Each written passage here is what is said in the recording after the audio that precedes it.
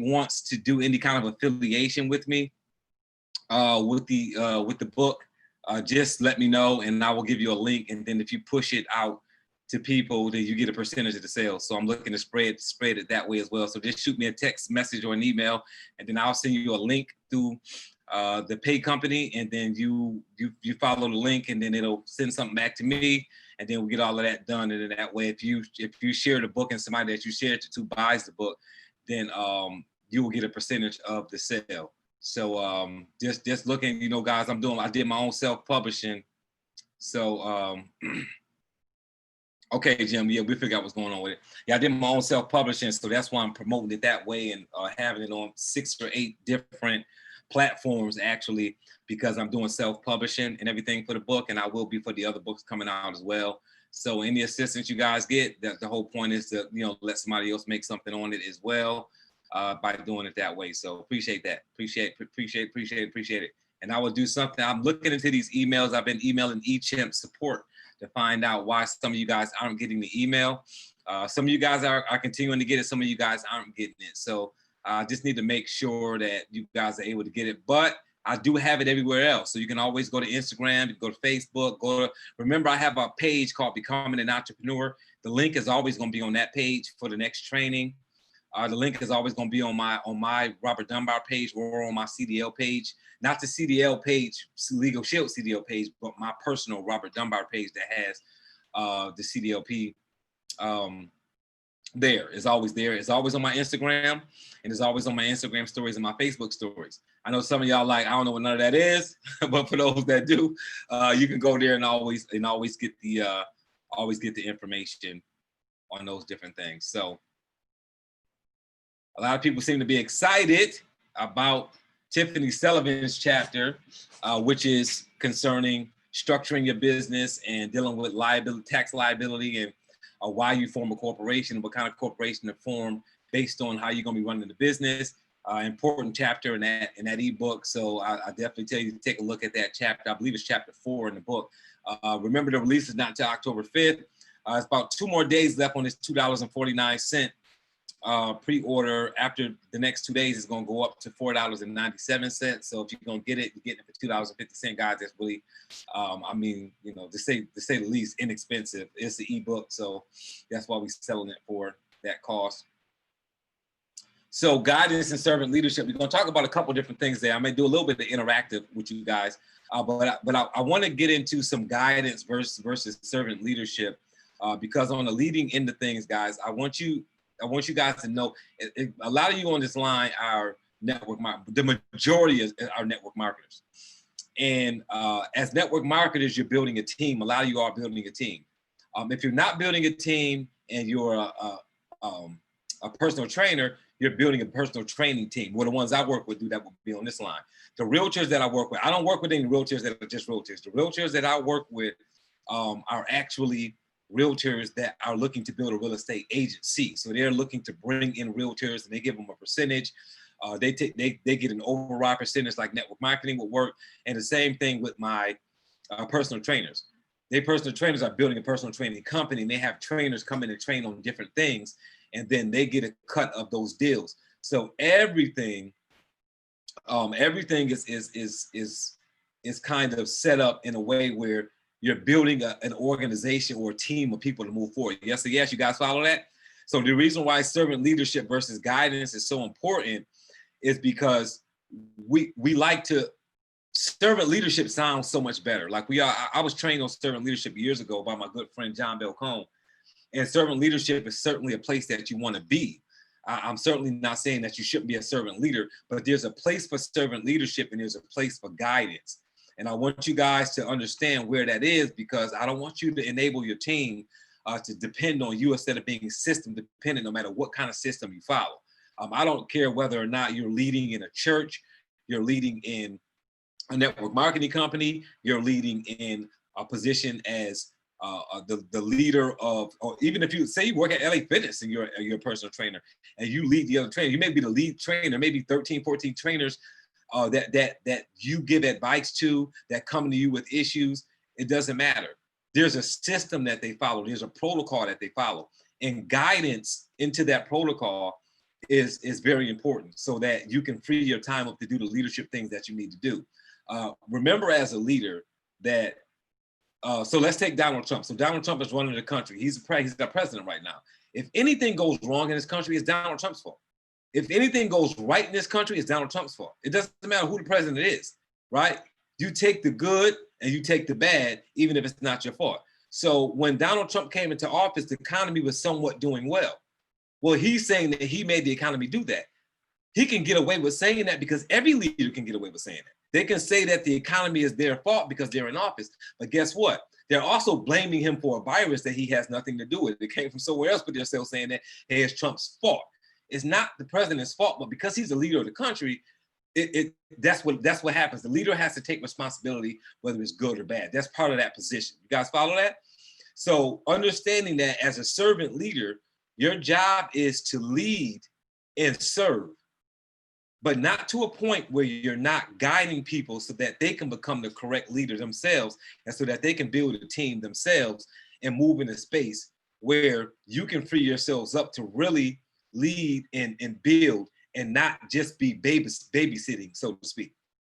So I'm gonna give you guys some scenarios here on where guidance versus leadership will definitely come into play here. And I'm gonna drop this. Of course, I'm gonna drop the screen and pull up here and all right, good. And if I need some help with something, I may do a little bit of role playing. Not sure, a little bit if I do with somebody. And as a matter of fact, what I'll do is too, that will be real time. If anybody has any challenges with servant leadership versus guidance, and you're thinking to yourself, oh, that might be my issue with this scenario, just raise your hand. And then what I'll do is I'll call on you, and then we'll work your scenario out during this training, which will be more of a real, alive thing, because it may be an issue that some of you other ones are dealing with as well. And that makes it a little bit better because now I'm actually solving some issues while I'm doing the training. And I think that's definitely helpful. So if you're on the Zoom and you're feeling like, hey, you know what, I've got some issues that I'm dealing with that with my organization right now, just raise your hand, and then you can put your camera on, and we'll be side by side on the gallery, and then we can work your challenge out as well. If you can't put your hand up because you don't know how to, because I know some of you all don't know how to do that, just unmute your line, and then just let me know that you want to get in this with me, and then I'll work with you on that. So on the guidance, so that you understand. So guidance is going to be me being in a network marketing company, and there's a convention coming up, and one of my associates picks up the phone and calls me and says, hey, I'm trying to register for the convention. Can you send me the link? So in the chat box, guys, if you don't mind, in that chat box, just put whether giving that associate the link, right? So, and I'm gonna pick on somebody because I'm looking at names across the top. I'm gonna pick on Fred. So Fred calls me and Fred says, hey, can you give me the link so I can register for the training, guys? Is that servant leadership if I give him the link, or is that guidance? Which one is that?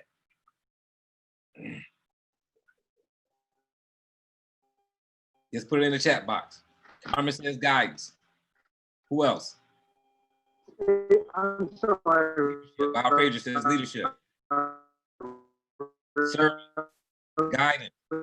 We about even there. 2 and 2. Servant leadership. Servant leadership. The good thing is I know I got the right crowd because I'm getting 2 different answers. So that means I'm definitely working with the right group of people. How about that? Good stuff, guys. Okay, so good. So you guys are coming through with different answers. So the answer to that question is, if I give Fred the link, that will be considered guidance. I mean, excuse me, servant leadership. I'm sorry. That will be considered servant leadership. If I give him the link, that will be considered servant leadership. Now, why is that not the right thing to do?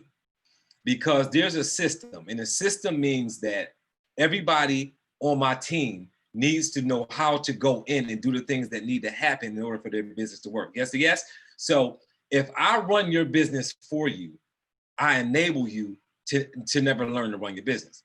So even though you may be looking at that scenario and saying, hey, look, that's not that big of a deal. You can send them the link. It's going to be real quick. It's going to be easy. This is not about whether it's difficult for me to send a link. This is about whether or not they know how to do it themselves. If I send them the link for the conference, that means I'm gonna have to send them to the link to the next conference. And that also means that Their team doesn't know how to get to the conference through the link as well. So what happens if I'm not available? Do they not go to the convention? Do they rack their brains on how to get the link? Do they call corporate? What do I need to do in that situation? What I need to do is I need to pick up the phone, or Fred is calling me, or he's already called me, and Fred says, hey, can you send me the link? Or if he texts me and say that, I'm going to pick up the phone and call Fred and say, Fred, are you in front of a computer?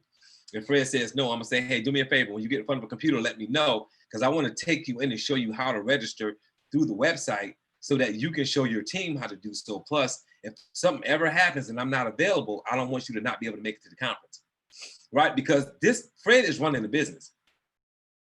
And if Fred owned the McDonald's, right, which is why I call my trainings Becoming an Entrepreneur, guys. It's because we've got to get in the mindset of understanding that. I don't care whether it's a network marketing company. I don't care whether or not you got a lemonade stand in your driveway, or whether or not you're a McDonald's owner.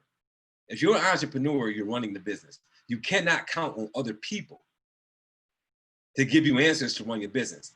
What you have to be able to count on is a system. See, McDonald's runs on a system. We all know that, right? We know the color, the fish fillet, the wrapper's one color. I don't care what McDonald's you go to. You go in there, you ask for a fish fillet, the wrapper's gonna be the same all over the country.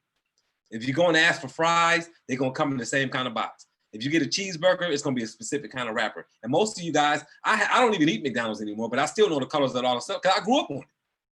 I grew up on McDonald's. So I still know the colors of all their stuff because they're systematic.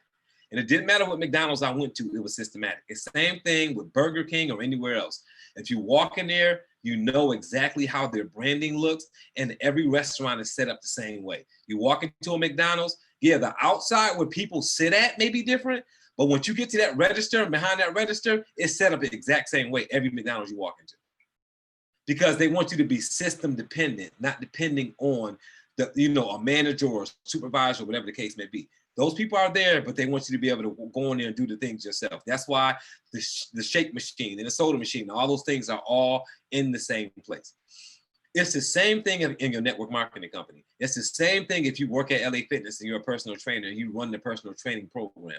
It's the same thing if you're a realtor and you work for Watson Realtor or Keller Williams Realty. There's going to be a system that you follow, and you've got to guide the people who are under your leadership through that system so that you create other leaders, which then relieves you of the babysitting and allows you to be an entrepreneur.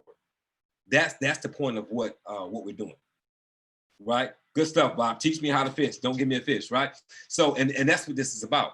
It's about guiding. And servant leadership is such a positive term.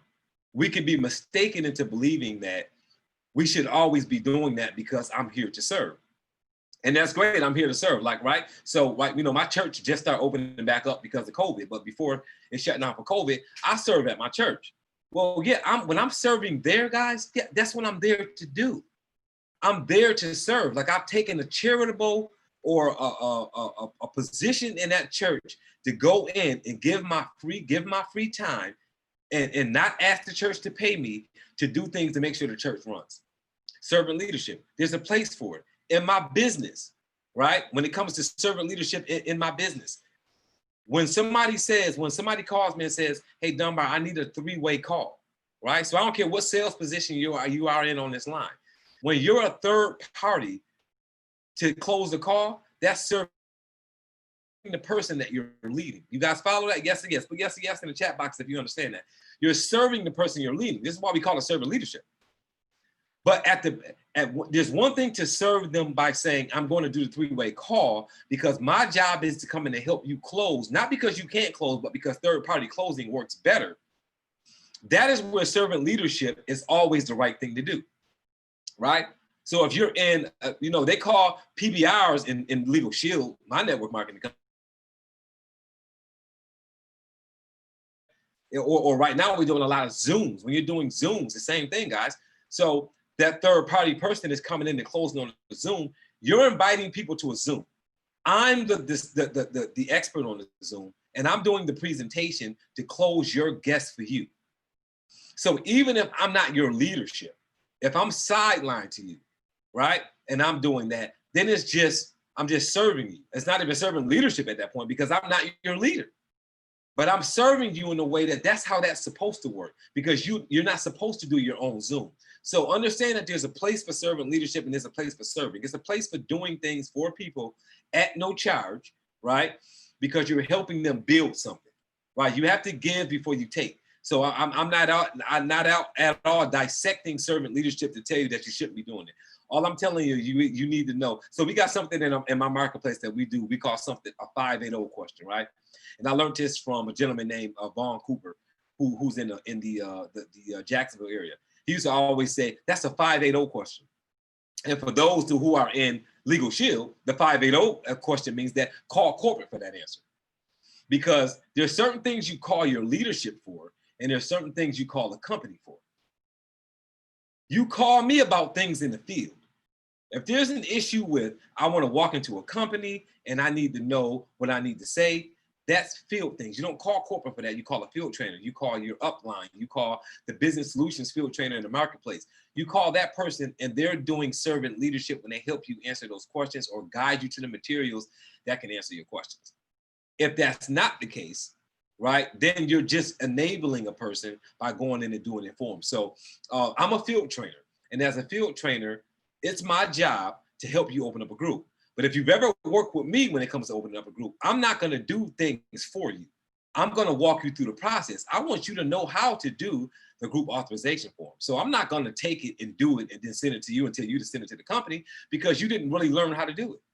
I'm going to have you pull that up on your computer, and then I'm going to tell you what every box means, and you're going to fill in that box. EIN number for the company. What is the company's name? How many employees do they have? What does it mean when it comes to Evergreen? What does it mean when it says, what's the effective date that the enrollments are going to start? What does it mean when we say, when is the first presentation going to happen? Are we going to be doing the electronic enrollment or paper enrollment? What is the amendment? I'm going to answer every question on that form so that you understand what it means, but you're going to fill it out from your side. You're going to send it to that decision maker appointment, that decision maker for them to fill out the rest and then get it sent into corporate. Why am I guiding you through that? Because I don't want you to feel like you need to use a field trainer for the rest of your existence and give half of your group to somebody. I want you to know how to do that on your own. So I'm guiding you on how to do it correctly. And I'm going to get 50% commission as I guide you, right? But after the first couple of times, you should know how to do it on your own. As opposed to me just saying, I'll send you the stuff that goes into your folder. I'll do the group authorization form.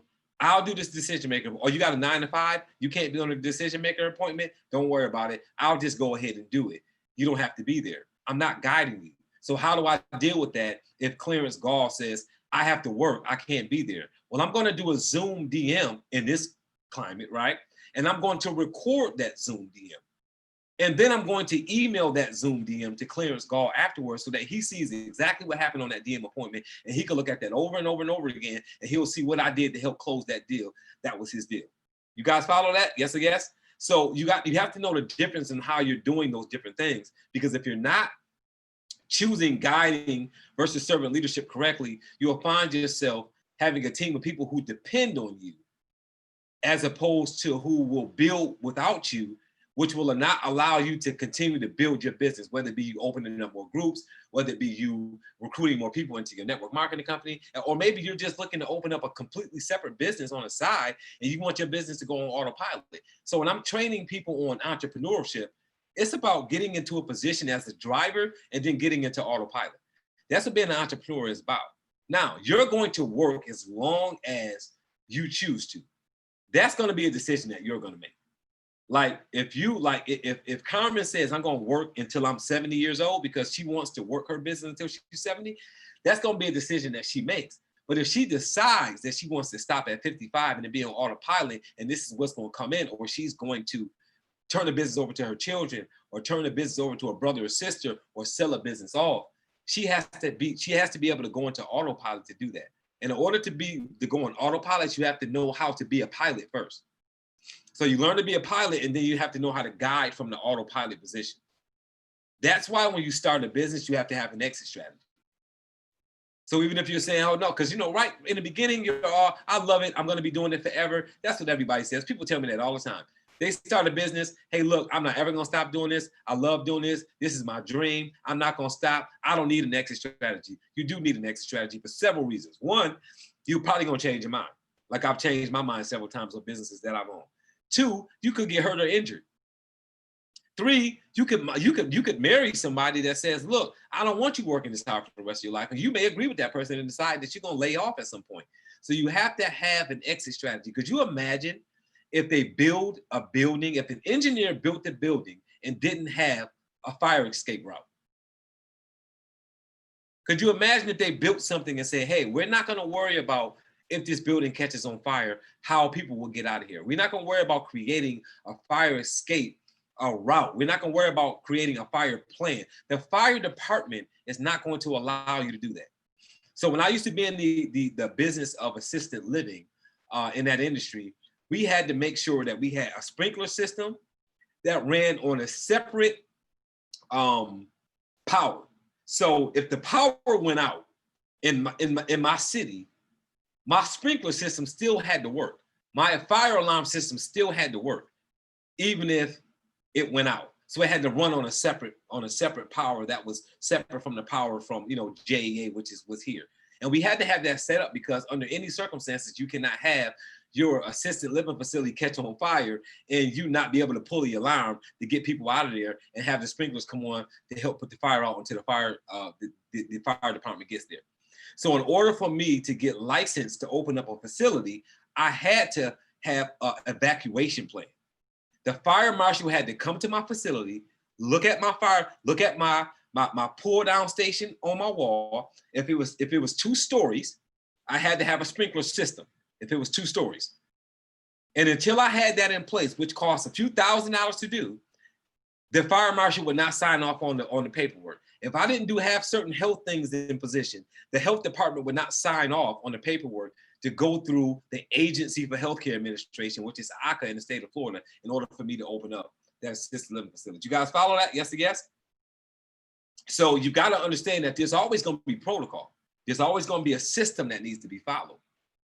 So you've got to always have a plan to get on autopilot. And that's what that's what guidance is going to do for you. So some of your businesses, you guys are like, when I'm present, they're selling. When I'm not, when I'm gone, they're not. If I go on vacation, my numbers go down. And if you don't know that that's happening, that's because you're not doing what we talked about months ago, which is you're not tracking your business. So, and what do we say? What's the line that we say about that? You cannot increase or decrease what you do not track. It doesn't work if you don't. If you don't. So you have to remember that you have to be looking at that stuff. If you don't realize when you go on vacation, your business is going up or down, that means you're not tracking. You may say, well, my business is staying flat when I go on vacation. If your business is staying flat, that means that your people know what to do when you're not around. Or that means that you're not helping them in the first place. So the fact that you're not gone, it doesn't matter that you're not there because you're not assisting them anyway. Yes or yes? So I want you guys to look at that as it comes to servant leadership and guidance. Now, let me check something real quick. Does anybody have any scenario from their personal business that they want to throw up here and have a conversation about before I move forward? If you do, unmute real quick and let me know. Going once? Going twice? All right, good. All right, so on the leadership side of things, as you build out an organization, as you build a team of personal trainers or realtors or whatever the case may be, you want to. There's a thin line. So you don't want to not help them, and they feel like you're not leading them, but you don't want to enable them at the same time. And that's why the guidance versus servant leadership is so very important as it comes to these 2 things. So in my personal business, I'm not gonna use my networking business right now. Let me use something else. In my tax office. So in my tax that I previously owned. In my tax office, the people who were doing taxes knew how to do taxes better than I did because I didn't do the taxes. So I think I was giving this example to one of my clients the other day. When I owned a tax office, like I don't do taxes. Like there's software that does that stuff. And there's training that you put your people through that do the taxes. So I've never went to school to be an accountant. I've never went to school to do taxes. That's not what I do. I opened up a tax office and I pay for software, and the software comes with the training. That company will train your sales force They do it via Zoom, or back then it wasn't Zoom, but it was they do it through a webinar, and you get your people to your office. They take the training. I sat in the training as well, and when the training was over with, they practiced. They had different demos and things that they could practice to learn how to do taxes as well. Now I tried my best to hire people who had experience in doing taxes, obviously, but that made them better than me. So how was I able to run a tax office with tax professionals when I didn't do taxes?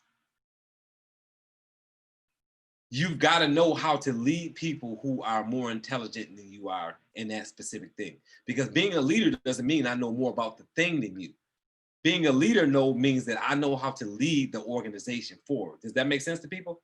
If you can't lead people who know more than you, then you're truly not a leader. Right? So, and I'm gonna go back to that example and finish that example. But I was in a conference with Darnell Self some time ago, a few years ago, and he made a statement. And the statement that he made was, I've got a team of people who are experts in things that I don't understand. So I have to call down into that organization to get help sometimes because I don't understand those things. First of all, you have to be a leader to even admit that. Secondly, part of being a leader is leadership is its own skill set. So it's not just, hey, I know how to do this thing. It's I know how to lead people. And when you know how to lead people, you can lead people, you can lead leaders of every skill set because you're leading them in a direction that they're trying to go in, even though they may have a specific skill set. So I have different skill sets in my network marketing company. And I know some things that Darnell Self doesn't know in the network marketing company that we're part of, Legal Shield. So he will call me about specific things. Although he makes more money than me, although he's been in longer than me, there's certain things that he just doesn't do. So he reaches out to people who do those things. But I still reach out to him on the leadership mentor end on things that he knows more than me. So even though I've got some skill sets that he doesn't have and he has some that I don't have, he's still my leader. You guys follow that? Yes or yes? So being a leader is understanding that you've got to know rights versus responsibility, right? So write that down if you're taking notes. You've got to know things like rights versus responsibility. What is that? You may have the right to do things, but it may not be the responsible thing to do, right? So back into my tax office. In my tax office, the majority, if not all, of the tax preparers knew how to do taxes better than I did. So when somebody came to me with a complaint, how did I handle that complaint? So I walk in the front door, or I come back from lunch, or wherever I'm at, and somebody comes up to me, right? And Willie Tolbert comes to me and says, hey, I understand you own the, yes, I do. Hey, I had an issue. One of your tax preparers did my taxes, and I'm finding out now that something was delayed. And when I try to get a hold of them, whatever the complaint is with my tax preparer. Now get this, guys. The tax preparer knows how to do taxes better than I do. They probably know what the issue is, but I don't know what the issue is. But this is still my tax office, and I still have to respond to the complaint that's coming into my office as the leader of this business, even though the person who prepared their taxes and that did the issue, that created the issue, I have to step to that person and deal with the issue, but not make them feel like I'm coming down on them when they know more than me. Yes or yes? You guys follow that? So when I would go on and talk to that person, I would say, hey, Carmen, I need to speak to you for a minute. Hey, we've got a complaint. I know you know about the complaint because they said they came in and spoke to you. Explain to me what happens because I know that you understand more about this than I do. Tell me what happened so I can explain this to the customer about what happened because I know that you understand your job, and I don't want you to feel like I'm telling you how to do your job because I understand you know how to do it. But I need clarity on what went wrong so that I can make sure that me, you, the IRS, and this customer are all on the same page so that this customer comes back next year. Carmen explains to me what happens. And then again, I have the right to really kind of go in on Carmen because she's one of my employees, but that's not the responsible thing to do. So that's why I call it right versus responsibility. What I have the right to do and what's the responsible thing to do is two different things. So I go to Carmen and I say, hey, look, I explain like I just did. And Carmen says, hey, okay, this is what I did. This is why I did it. I think I may have handled that wrong. But this is the procedure. So this is how this is working on the IRS end and on the taxes end, but I may have addressed the customer in a way that wasn't appropriate. Okay, great. So do me a favor, Carmen. The customer is here. Can you go out and apologize for handling it that way? And they go, because I don't want to go to that customer and make it seem like I went in on Carmen and now I'm coming to apologize for Carmen. I'm not going to apologize for Carmen because that's not guidance. Because how does Carmen as an individual get better if I apologize for her, right? For her. And I'm such a stickler for that, that when that happens to me with another company, I address it. So just today I had an issue with a vendor of mine. And I called and I said, hey, this is the challenge that I'm having. And the person apologized. And I said, don't apologize because you're not the one that did what happened to me wrong. And the lady said, oh no, I'm just kind of following protocol. I said, I know exactly what you're doing. You're reading off a screen that says apologize to me, but I'm not going to accept your apology because you're not the agent that caused the issue. It's not fair for you to apologize for another agent. Can you have that agent call me so I can have a conversation with that agent? Why did I do that? Because that's not the correct way to handle that. Don't apologize to me for something somebody else did because that person is not apologizing. They made the mistake. Why are you apologizing for them? You shouldn't be apologizing for people on your team. You shouldn't be apologizing for people that you're leading. You should be going to that person and addressing them with that issue and having them apologize themselves. So I'm not into the pastor that gets behind the podium on Sunday morning and addresses the entire congregation for something that they know two people in the congregation did wrong. You guys follow that? Yes, yes. If you know that two people did something wrong in your congregation, why aren't you pulling those two people aside and addressing that issue with those two people? Why are you giving a speech to your entire congregation for something when you know exactly who did it wrong? It's for lack of a better term, it's more of a coward way of handling things. As a leader, you have to step up and say, I know who caused the issue. Let me address the people who caused the issue, because there's a way to address that issue without being abrasive. You don't have to be abrasive to do it, but if you don't address those individuals, it makes you look weak. And if Jim Hicks knows that he's doing something egregious, and I address the whole congregation, how do you think that Jim Hicks feels about me as a leader of that congregation, of that organization or that team? If he knows that I know that he did something, but I'm addressing the whole team.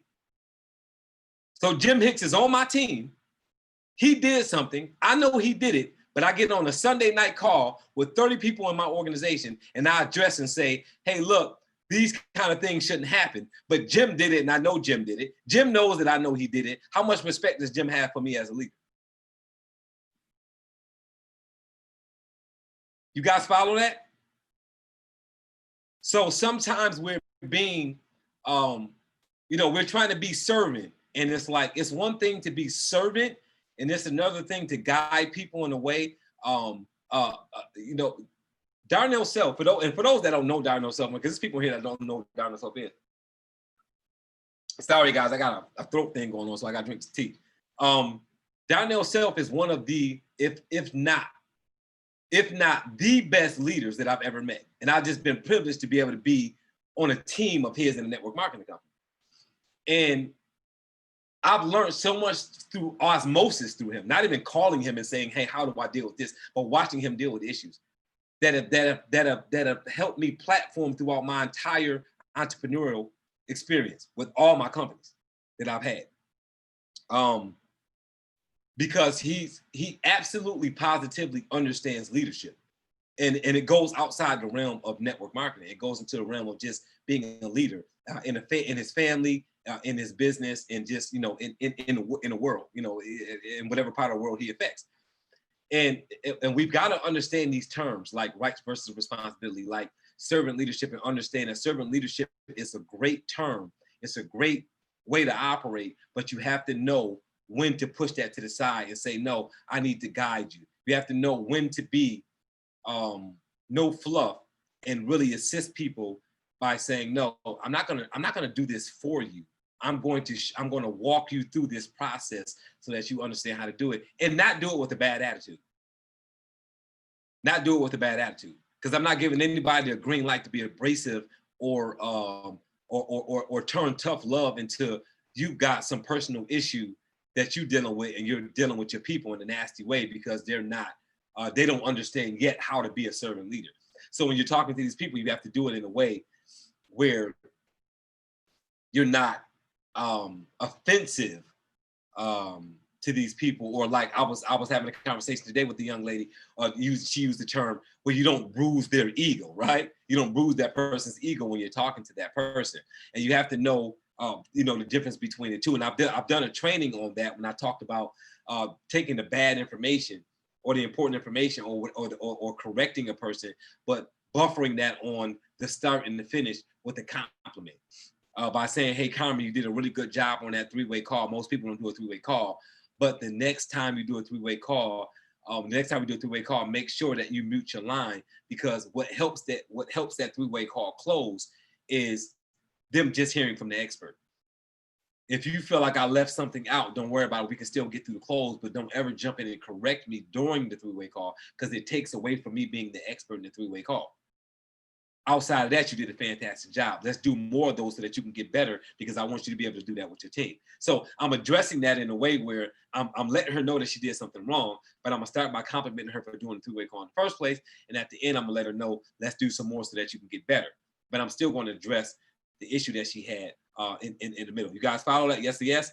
So there's so many levels to that. Like John C. Maxwell has, 5 levels of leadership. It's so many levels to leadership, and to doing a thing in a way that you can mess it, you can totally corrupt your team. You can burn yourself out. I've got so many clients that are just in burnout mode, and I'm like, what's going on? I'm tired of this. I'm tired of network marketing. Why are you tired of network marketing? Because I'm tired of babysitting. And the reason that they're tired of babysitting is because their kids don't ever grow up. And let me tell you what I mean by that. Let's look at your family. Let's look at family. How many of you are, and go in the chat box and respond to this, how many people here could honestly say that they would still be a good parent 30 or 40 years later if their kid was still only 5 years old? If you had a child and your child never advanced past 5 years old, right? So me, I'm 45 years old. My oldest child is 25, right? So if my oldest child that was 25 had never left the age of 5, right? I would be 45 years old, and for the last 25 years, I'm dealing with a 5-year-old, right? No children can't relate. I understand, brother. Right? Not good at all, right? Not good. So when you're raising a family, the reason why your kids eventually grow up and move out, supposed to grow up and move out, that's how it's supposed to work, is because we can't possibly the baby comes out and the baby's in a high seat for 20 years. High chair, not high seat, high chair for 20 years. You're feeding the baby Gerber, the applesauce the baby can never feed themselves for 5 years, 20 years, right? That would be birth. If that happened, you probably wouldn't have any more kids, right? Go in the chat box, let me know. Yes, you have a kid and you find out when the kid turns 5, they never leave 5. You and your spouse are like, all right, this is the last one. We're not doing this no more, because we're not ever gonna have any free time, right? You would never have any free time because you never raised the child and then live your life. Why am I giving you this example? And most of you probably know why I'm giving you this example, because if you build a team and you don't ever do guidance, all you're doing is babysitting a team full of people forever. You're babysitting forever because you don't ever allow them to grow up. They're depending on you from the day they join to 10 years later. If you've got a person on your team that's been in your organization for 2 years and they're still asking you about registration to a conference, then either they don't get it or you haven't trained them well enough. 2 years in, they should not be asking you how to register for the convention, because there's emails coming out that tell them that. It's back in their back office for whatever network marketing company it is. There's leadership calls for that network marketing company that they should be seeing. All of those things are present for them. All these things are present. And sometimes you have to let them hurt themselves in order to find out how to do things the right way. So say yes or yes in the chat box. How many of you all have children, especially the mothers? The fathers not as much, but the mothers a lot more. When that child either was walking and falling or riding a bike and falling, you had to turn your head, right? So I've got a granddaughter now, and my granddaughter will walk around the house, and if somebody else is here or somebody else is around, and they like, you ever see somebody, they walking around, they're walking a yellow tape.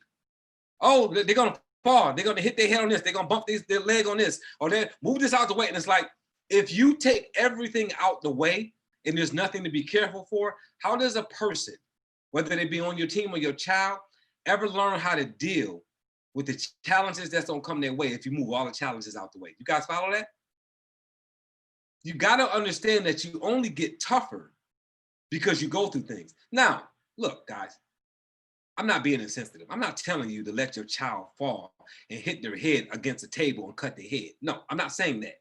If you got a glass table, you let your baby practice walking in a room that the glass table was not in. I get that. I understand that. But some of you are so scared to let them learn on their own that you end up enabling them to a point where they are scared to make a move unless they call you first.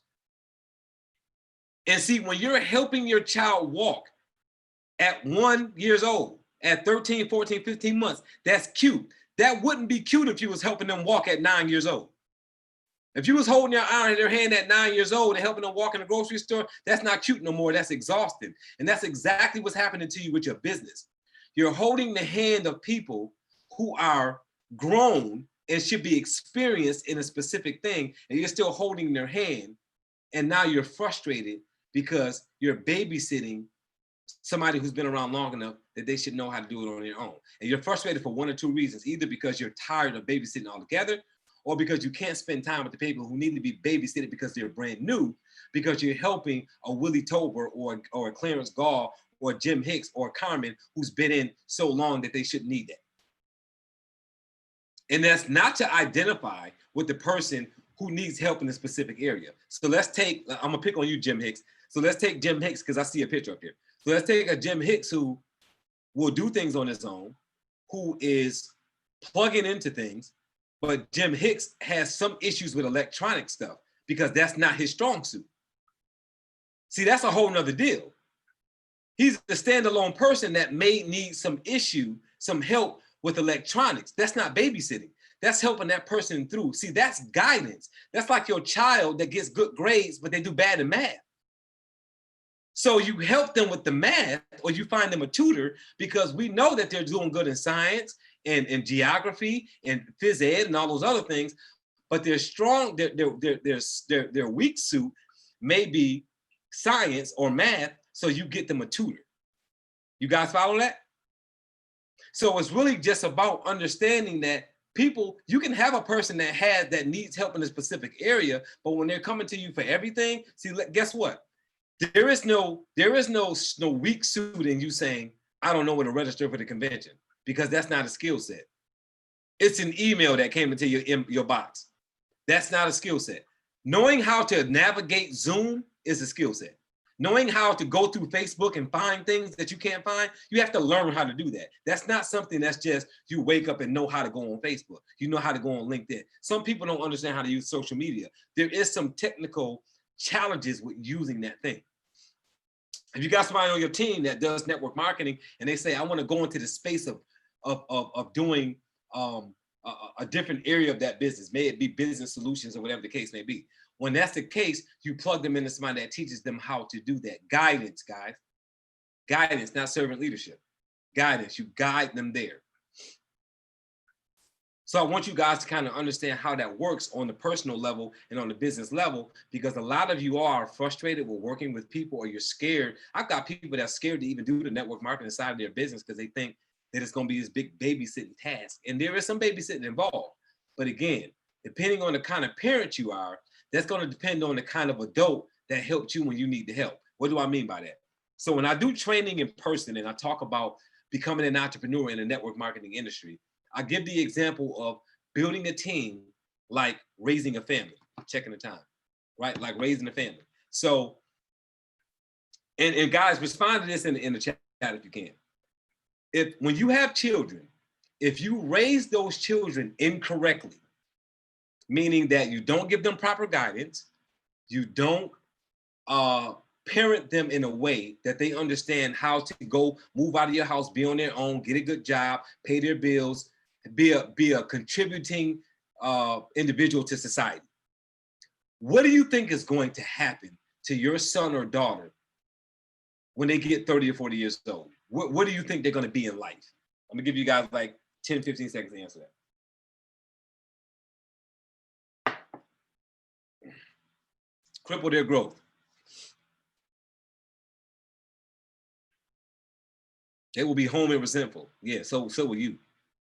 Not good, the end result. They will make more mistakes and not have learned. Leeches, depending on you, not able to cope. All great answers, guys. That's what's going to happen. You know what else is going to happen? They won't be able to take care of you when you get back in Pampers if you live that long. Because we know what happens, right? So we start off in Pampers, and if we live long enough, at some point, we're probably going to end back up in diapers if we live long enough. Because we start to lose our ambulatory skills as we get old, right?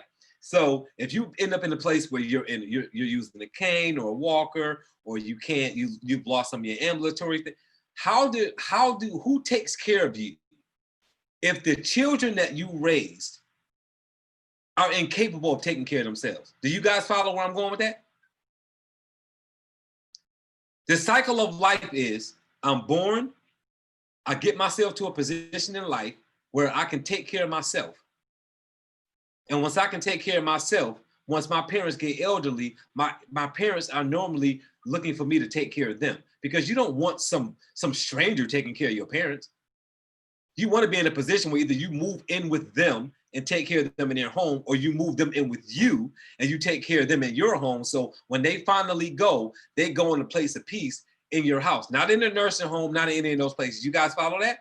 So that should be how the cycle of life works. It doesn't work that way if you don't raise your kids properly, because they won't be in a position to take care of you afterwards. Why am I explaining that to you in a life scenario? Because I know you're going to understand it that way. So let's move that over into network marketing. Let's move that over into a business with employees. Let's move that over to any of those other places. If I build a team of people in my network marketing company, and I don't raise them, train them, work with them in a way that they understand how to run their business when I'm not around, what's going to happen when I take my foot off the gas in my network marketing business? Those people's production won't take care of me. See, it works the same way in the business. When you build a proper business and you train people correctly, what will happen is when you stop working, they're working and they're building, and the overrides will take care of you when you're no longer doing anything that you did. All of the A1 activity that you was doing, prospecting and building and training and all of those things that you did to make money. When you stop doing those things, how does money continue to come in if you do not build a viable organization by training them properly, by guiding them properly, by applying servant leadership when you need to apply servant leadership? If you don't do those things properly, do you build a mature team, a business savvy team that says, I'm working for me and my family, but the overrides will hit Jim Hicks' accounts. The overrides will hit Fred Miley's account. The overrides will hit Clarence Gall's account. The override, right? The bonus money will hit Carmen's account. So the way that you build a network marketing team, or a team of fitness trainers, or a team of realtors, you build them the same way that you would build into your own family, your own kids.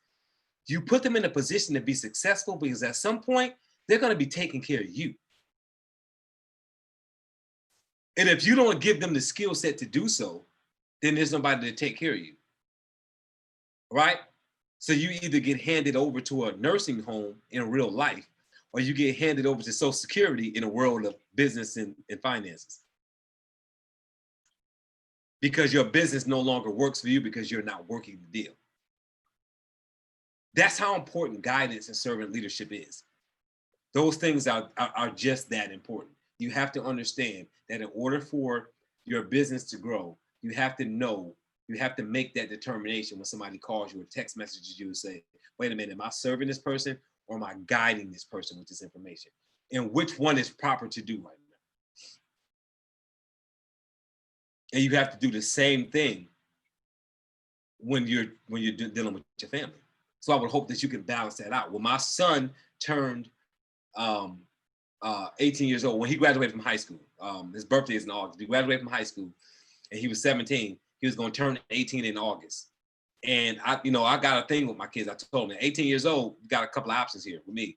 You're either going to stay in the house and go to college, right, full time, or you're going to have a part-time job, right, and live here and put some money up so that you can move out on your own. You can stay. You get a full-time. If you're not going to go to college, you get a full-time job.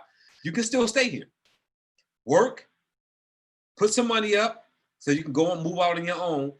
We got your back while you're here, right? Because you're 18 years old.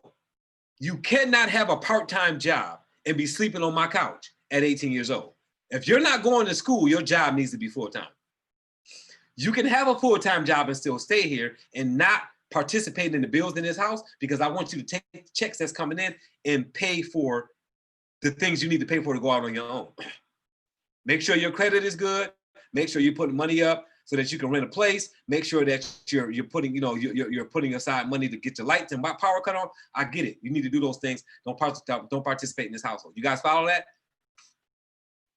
You will not work part-time and live in my house at 18 years old because you're grown. That's just the rule of my house. You guys follow that? So when my son graduated, before he turned 18 in August, he was thinking that he was going to do that. He had a part-time job. And I said, no, you're not going to do that. So he called his mom and he told his mother, hey, look, I'm me and dad having it out. So I'm going to come to your house. And, his mother already knows, she know my rule, and that's her rule too. So she said, well, I'm going to come over there. So he started packing his stuff and she came to the house. And when she came to the house, when my ex came to the house, she rang the doorbell, I let her in, and he started walking to the door with his stuff. And she said, no, put that stuff down. We need to talk. She said, what's your plan? I said, well, I'm just gonna come there because me and dad, like, we fighting, and we're fighting about what? What are y'all fighting about? Well, he's telling me that I can't work part-time and live here, and like, I don't have a full-time job and I like what I do. And she said, well, you can't work part-time and live at my house either. So he was like, well, what do y'all want me to do? We want you to get a full-time job or go to school. That's what you're gonna do. I don't want to go to college. I don't want a full-time job. But you need to figure out where you're gonna live at, because you're not gonna live here or you're not gonna live there. So, right, you guys follow that? And I know some of y'all thinking that that's harsh, but I'm telling you guys, like, you're not, right? If I enable you to do that way, then how do you grow up? You're a man. How do you become a man if I allow you to sleep on my couch at 18 years old with a part-time job while I pay the bills? That's not a good example. So when I explained that to him, he didn't like it. And his mother said, you're not coming to my house unless we make a decision. So we're going to make a decision right now. The decision that my son made was that he was going to go to the military. So the very next day, right, him and his mother went to the Army, went to the Marines, and went to the Air Force to talk to recruiters. He decided to go to the Army. My son is now 22 years old. He's been in the Army 3 years, and he's already a sergeant. He's living his best life. Why? Because we did not allow him to make a bad decision and think he was going to sleep on the couch. I don't care about, I get it. I get the summer break, guys. Look, I'm tough on myself. I'm tough on my people that I work with. I'm tough on my family. I don't give a damn about no summer break or nothing else. You a man. Get up off your assets and work. Take a break on the weekend. You understand what I'm saying? You take a break on the weekend. You don't need 3 months off after you graduate to make a decision on what you're going to do with your life. You don't need 90 days with a part-time job. That's not the way that's going to work with me. That's not the way that's going to work. And my father didn't allow me to do it, and I'm not going to allow my son. You guys follow that? So it's the same thing when you're working with people, guys. You have to be able to guide people in a place where even if they don't like you, they respect your guidance and your leadership. There's some people on my team that really don't like me. But guess what? As long as your business is doing well, I'm fine. Right? Would I rather you like me?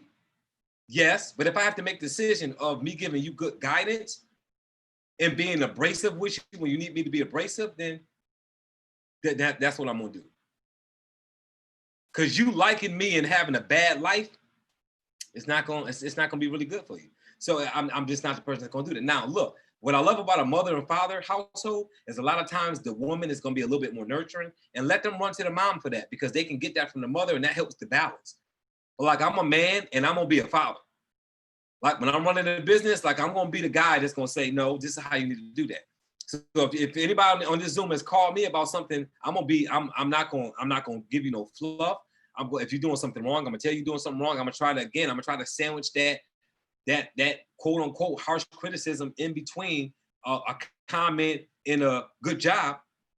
But you got to be able to deal with the facts, especially in the world of being an entrepreneur. If you cannot deal with the facts, your business is not going to grow. You have to be able to deal with the facts. Being an entrepreneur, you're in a world of sharks. And if you can't understand that people are going to come after you, people are going to quit and say you did stuff to them. People are going to blame you for their failures. People, like, if you don't understand, like, Donald Trump has to understand that he's going to be wrong every time because he's the president, and he has to just take that. The same way Barack had to, the same way Clinton has to, the same way the next president has to, whenever that is. That's part of that position. You're a leader. As a leader, you will be attacked.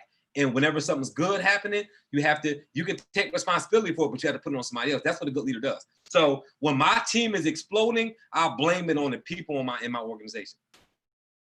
People tell me that I'm doing good, but I always deflect. Well, I got some people on my team and they're really pushing, they're really growing, they're really building, they got some goals set or whatever. I always take it off me and put it on my team. And if something happens wrong in my organization, I take responsibility for it no matter what. That's what makes a good leader. That's what makes a leader a good leader. A good leader never takes responsibility for the growth. They just take responsibility for when something goes wrong. They always put the growth and the building and the success on the people who are working under them. Because typically speaking, you're standing on the shoulder of giants. You guys follow that? And that's why when a person says, hey man, your son is doing really good, I understand he's in the Army, he's been in 3 years, I say, yeah, he made a good decision. It's not because I'm his father. He made the decision to go to the Army. We pushed him, but he made the decision to go to the Army. We have nothing to do with my son being a sergeant 3 years into being in the Army. That's something that he did in there. We didn't do that for him. He did it for himself because he wanted more for himself. You guys follow that? So, like, raising my kids, good or bad, the bad things that go on. My daughter has a mental illness, and that's not a good situation. And I take responsibility for that, not because I did nothing to give her a mental illness, but whatever goes wrong, I take responsibility for it because I'm her father, right? But my son's success, I don't take responsibility for because I say, my son making some good decisions, because that's what leaders have to do. That's what you have to do in your business. That's what you have to do in your organization. That's what you have to do as a leader. You have to remember to guide your people, do servant leadership. And when the accolades are falling, get out the way and let them fall on your people. And when the problem comes, you got to fall on the sword. That's what being a leader means. And that's how you advance. And that's how you become a leader that's respected in any organization, in any team building situation that you may be in. You guys follow that? I see you, Zephanie. Yes. Speed of the leader is the speed of the gang. Yes, absolutely. Yep. Absolutely. Good stuff. Good stuff. So good. Look, guys, it's 10:10. So I'm already over. If anybody has any questions about anything that we talked about, anybody has any input you want to jump on, unmute yourself. Please go ahead and do so. I hope this was helpful to you guys in how you're building on servant leadership versus guidance. I want you guys to just kind of let that soak in, and you can move forward with the information to help your business. Anybody have anything? Mr. Dunbar, can you hear me? This is Zephanie Williamson. I see you unmuted, but I don't hear you talking, Zephanie. Anybody got anything they want to say? Going once? Going twice? All right. No talk. I think this is the first night, no talking. So guys, we heard her. Mr. Dunbar? We heard her, but we didn't hear you. Real quick. Something wrong with you. Can you hear me, Mr. Dunbar? We can hear you. Okay. Can you hear me, Mr. Dunbar? I don't think he can hear me. Yeah, that's what it is.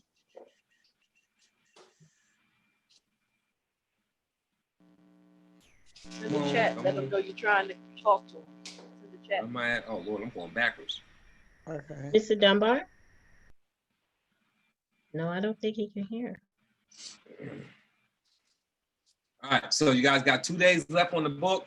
If anybody wants to know how to click the link and get the book, just go to the chat box. Hey, you go to the chat box. You got something you trying to say?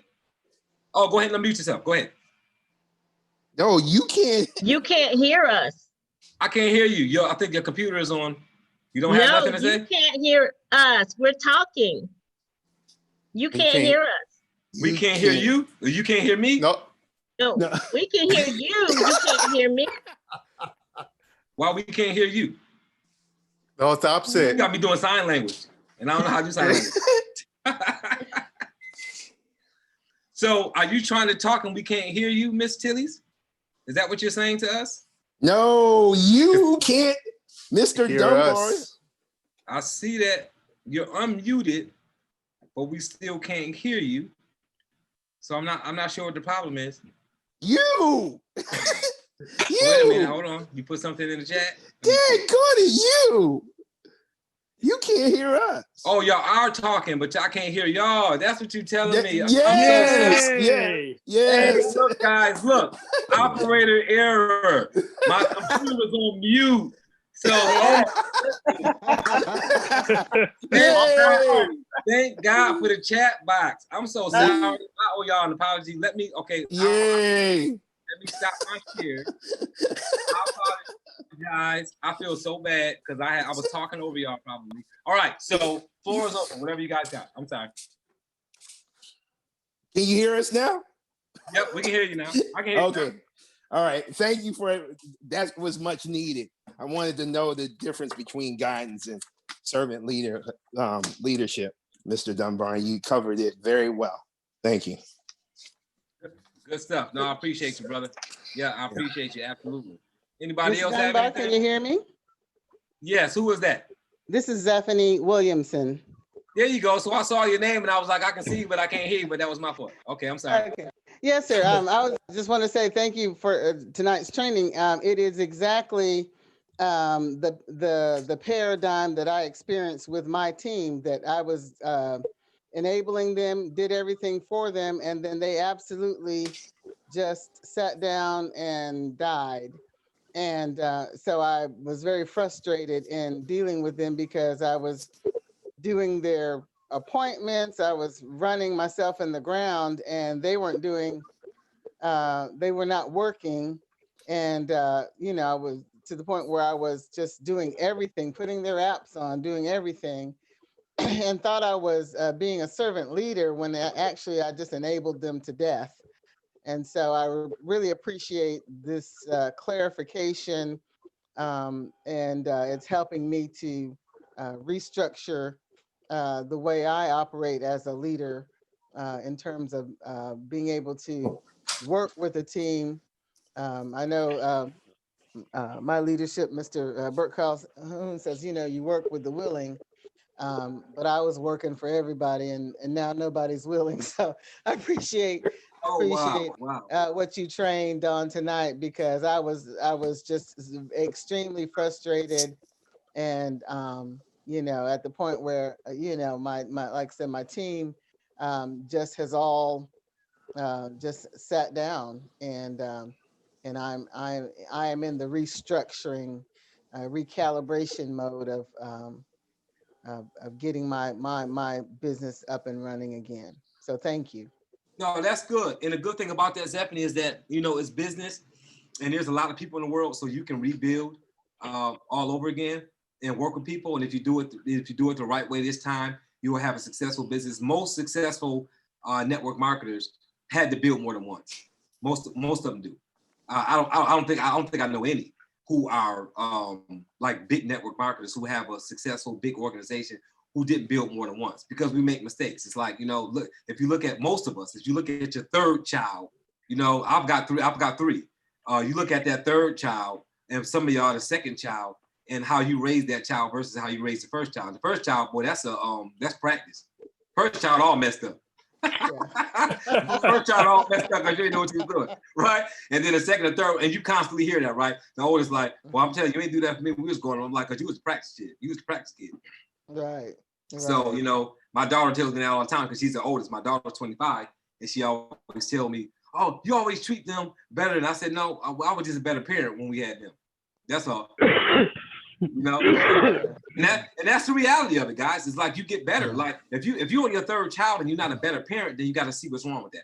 Like it's just natural. You're going to be a better parent on the third child, and the second child, than you was the first child, because you learn how to do certain things. You know, moms freak out when on the first child, baby crying, they don't know why, they're pulling their hair out. Second, third child, they know why the baby crying.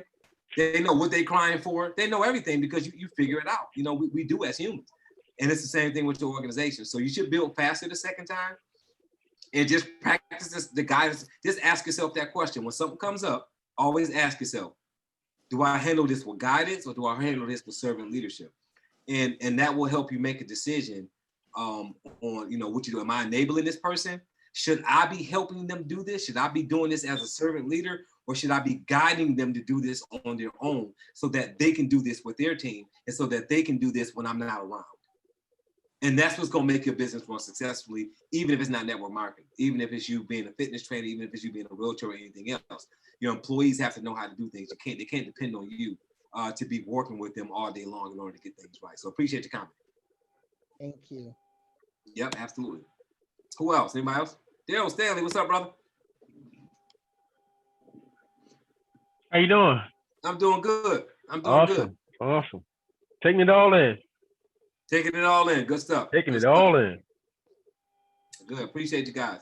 Anybody else have any more comments, any of that going on? Mr. Fred Dunbar. Miley, go ahead. I see your hand up. Thank you. Yeah, you can hear me okay? Yes, I can hear you clear. Good. Hey, I wanted to share a lot of what you were saying. I've been reading a classic Chinese literature from way back, The Art of War by Sun Tzu. Yes. And a lot of what you were saying reminded me of some things I was reading, believe it or not. It's very classic what you're teaching right now. It goes way back into the military readings that are required. Because Sun Tzu said that if you treat your troops like sons, they'll march into hell for you. They'll go anywhere with you. And they'll go and they'll do exactly what you tell them to do. But if you don't have strong discipline, they won't be ready for the battle. So you have to have both.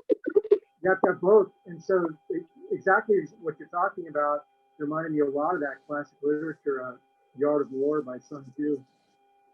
No, absolutely, Fred. And that's a good book for you guys to look at too. I'm glad you brought that up, Fred. That's good stuff. Sun Tzu, which is SUN space TZU. I've read The Art of War an unaccountable amount of times, and they even have a version where it's The Art of War for business owners, where there's a translation where it's like the one page has Art of War, and then the next page shows you how to translate that into your business. I read that book, I would tell you 15 years ago, 20 years ago. Like I read that book. So it's a really good book. I never hear it talked about. The Art of War is a really good book. And if you don't have the money to buy it, if you're saying I don't have the resource right now, I get it. You can go to YouTube and put in The Art of War, Sun Tzu, and the audio will pull up. And they've got all kind of versions of The Art of War. And it can be a bit boring until you understand it. I'm telling you, it can be a bit boring because the way that they talk on it, but take notes on it. It is a really good way. The Asian population is very strategic, and the book is very well versed, and it will tell you how to operate in life and in business through that book. So The Art of War is a really good book, and I will tell you guys that it'll be a really good arsenal for you guys to have with the Art of War.